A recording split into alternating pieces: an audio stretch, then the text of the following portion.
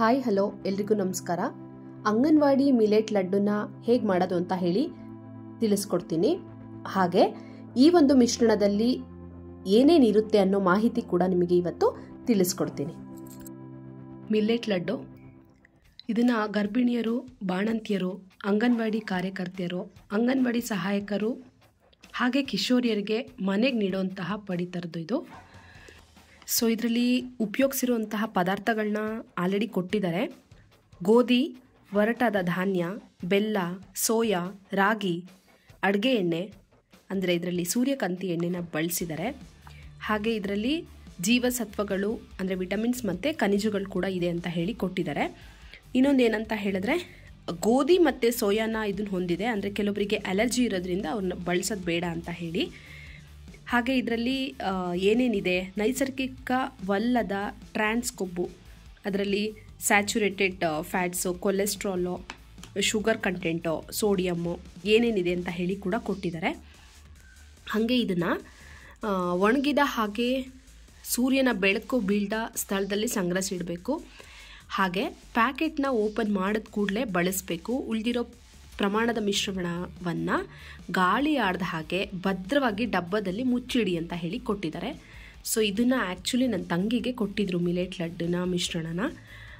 ಅವಳು ಇದರಲ್ಲಿ ಲಡ್ಡು ಮಾಡ್ಕೊಡೋಕ್ಕೆ ಅಂತ ಹೇಳಿ ನನಗೆ ಕಳಿಸಿದ್ಲು. ಹಾಗೆ ನನ್ನ ಮಕ್ಕಳಿಗೂ ಆಗುತ್ತೆ ಅಂತ ಹೇಳಿ ನಾನು ಇದರಲ್ಲಿ ಮಿಲೆಟ್ ಲಡ್ಡನ್ನ ಮಾಡಿದ್ದೆ. ಸೊ ಅವ್ರು ಆಲ್ರೆಡಿ ಕೊಟ್ಟಿದ್ದಾರೆ ಹೇಗೆ ಮಾಡಬೇಕು ಅಂತ ಹೇಳಿ. ತುಂಬ ಈಸಿಯಾಗಿದೆ ಅವ್ರು ಕೊಟ್ಟಿರೋ ಮೆಥಡ್ ಕೂಡ. ಒಂದು ಪಾತ್ರೆಯಲ್ಲಿ ಎಷ್ಟು ಬೇಕೋ ಅಷ್ಟು ಲಡ್ಡಿನ ಮಿಶ್ರಣವನ್ನು ಹಾಕ್ಕೊಂಡು ಅದಕ್ಕೆ ಅಗತ್ಯವಿರೋಷ್ಟು ಬಿಸಿನೀರು ಅಥವಾ ಹಾಲನ್ನು ಬಳಸಿ ಬಿಸಿ ಇರುವಾಗಲೇ ಅದನ್ನು ಸೇವಿಸಬೇಕು. ಉಳಿದಿರೋ ಮಿಶ್ರಣವನ್ನು ಬಳಸಬೇಡಿ ಅಂತ ಹೇಳಿದ್ದಾರೆ. ಸೊ ಇದು ಅವರೇ ಕೊಟ್ಟಿರೋಂತಹ ಒಂದು ನಿರ್ದೇಶನ ಹೇಗೆ ಮಾಡಬೇಕು ಅನ್ನೋದನ್ನ. ಸೊ ಬನ್ನಿ ಹಾಗಿದ್ರೆ ನಾನು ಹೇಗೆ ಮಾಡಿದೆ ಅಂತ ಹೇಳಿ ತಿಳಿಸ್ಕೊಡ್ತೀನಿ. ಯಾವಾಗಲೂ ನಾವು ಹೊಸ ಪ್ರಯೋಗನ ಮಾಡ್ತಾ ಇರ್ತೀವಲ್ವ, ಹಾಗೆ ನಾನು ಕೂಡ ಮಾಡಿದೆ. ಅವ್ರು ಕೊಟ್ಟಿರೋದು ತುಂಬ ಈಸಿ ಇತ್ತು. ಬಟ್ ಸ್ಟಿಲ್ ವ್ಯಾಲ್ಯೂ ಆ್ಯಡ್ ಮಾಡಿದ್ರೆ ಅಂದರೆ ಇಂಗ್ರೀಡಿಯೆಂಟ್ಸನ್ನು ಆ್ಯಡ್ ಮಾಡಿದ್ರೆ ಟೇಸ್ಟ್ ಡಬಲ್ ಆಗಿರುತ್ತೆ ಅಂತ ನಂಗೆ ಅನ್ನಿಸ್ತು. ಹಾಗೆ ಒಂದು ಪಾತ್ರೆಗೆ ಒಂದು ತುಂಡಷ್ಟು ಬೆಲ್ಲ ಹಾಗೆ 1 ಗ್ಲಾಸಷ್ಟು ನೀರನ್ನ ಹಾಕಿ ಕುದಿಯೋಕೆ ಬಿಟ್ಟಿದ್ದೆ. ಅದು ಚೆಂದ ಕುದ್ಮೇಲೆ ಅದನ್ನು ಸೋಸಿ ಒಂದು ಕಡೆ ತೆಗೆದಿಟ್ಕೊಂಡೆ. ಹಾಗೆ ಇನ್ನೊಂದು ಬಾಣಲಿಲಿ ಸ್ವಲ್ಪ ತುಪ್ಪ ಹಾಕ್ಕೊಂಡು ಅದಕ್ಕೆ ಬಾದಾಮಿ ಹಾಗೆ ಸ್ವಲ್ಪ ದ್ರಾಕ್ಷಿನ ಹಾಕ್ಕೊಂಡು ಅದನ್ನು ಚೆಂದ ಮಾಡಿ ಫ್ರೈ ಮಾಡಿಕೊಂಡು ಆದಮೇಲೆ ಇದನ್ನು ಒಂದು ಕಡೆಗೆ ತೆಗೆದಿಟ್ಕೊಂಡು ಅದೇ ತುಪ್ಪಕ್ಕೆ 3 ಬೌಲಷ್ಟು ಮಿಲೆಟ್ ಲಡ್ಡಿನ ಮಿಶ್ರಣವನ್ನು ಇದಕ್ಕೆ ಹಾಕ್ಕೊಂಡು ಅದನ್ನು ಕೂಡ ನಾನು ಈ ಒಂದು ತುಪ್ಪದಲ್ಲಿ ಫ್ರೈ ಮಾಡಿಕೊಂಡೆ. ಸೊ ಆಲ್ರೆಡಿ ಇದರಲ್ಲಿ ಬೆಲ್ಲ ಎಲ್ಲ ಮಿಶ್ರಣ ಮಾಡಿರ್ತಾರೆ, ಹಾಗಾಗಿ ಒಂದು ಸ್ವಲ್ಪ ಚೆನ್ನಾಗಿರುತ್ತೆ ಆ್ಯಡ್ ಮಾಡಿದ್ರೆ ಅಂತ ಹೇಳಿ ಸೋಸಿಟ್ಕೊಂಡಿರೋಂಥ ಬೆಲ್ಲನ ಆ್ಯಡ್ ಮಾಡಿಕೊಂಡು ಹಾಗೆ ಇದನ್ನು ಸ್ಟಿರ್ ಮಾಡಿಕೊಂಡೆ.